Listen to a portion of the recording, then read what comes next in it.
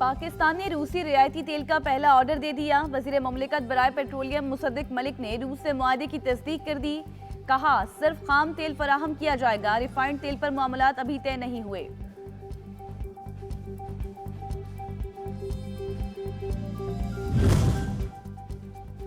Supreme court Punjab में elections की तारीख 14 मई मुकर्रर कर चुकी। सियासी जमातें मुज़ाकरात से मामला हल करें। अदालत हुक्मनामा जारी कर चुकी, वापस नहीं लेगी। बैक वक्त इंतखाबात के केस में चीफ जस्टिस के रिमार्क्स।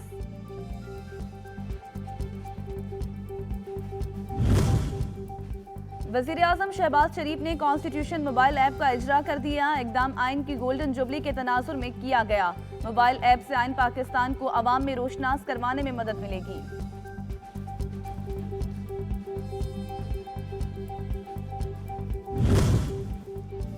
और वजीर खारजा बिलावल भुट्टो जरदारी आइंदा माह की 4 तारीख को 2 रोजा दौरे पर भारत जाएंगे। शंघाई ताउन तंजीम के इजलास में शिरकत करेंगे।